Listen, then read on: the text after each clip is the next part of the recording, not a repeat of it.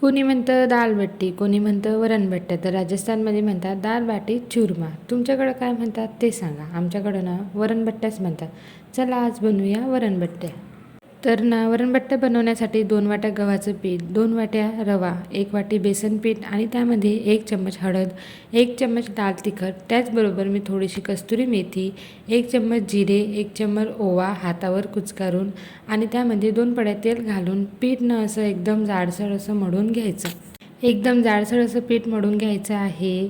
अजिबात पातळ बनवायचं नाही. नंतर ना असे 2 उंडे बनवून पुरणपोळीसारखे एकात एक घालून त्याचा असा एक उंडा बनवून घ्यायचा.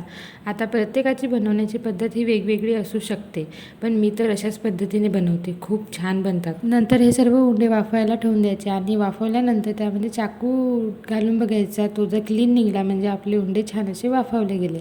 नंतर तुम्हाला हवं त्या आकारात तुम्ही ते कट करून घ्यायचे. सर्व बट्ट्या कट करून घेतल्या आणि नंतर आतमध्ये तुम्ही बघू शकता किती छान अशा वाफवल्या गेल्या. नंतर ह्यानं तळण्यासाठी सोडायच्या. तर लो टू मीडियम गॅसवर ह्या छान अशा खरपूस होईपर्यंत तळून घ्यायच्या. लो टू मीडियम गॅसवर तळायच्या जेणेकरून पुन्हा आतमध्ये तेल जाईल आणि आपल्या बट्ट्या छान अशा खरपूस होतील. आता ही खाण्याची पद्धत पण वेगळीच आहे. 1-2 बट्टी घ्यायची, ती छान अशी चुरून घ्यायची. नंतर त्यामध्ये भरपूर सारं वरण घालायचं, वरून थोडंसं तूप घालायचं आणि याच्यासोबत जर कांदा लिंबू असलं ना तर मग मज्जाच वेगळी आहे. तुम्ही पण ट्राय करा. बाय.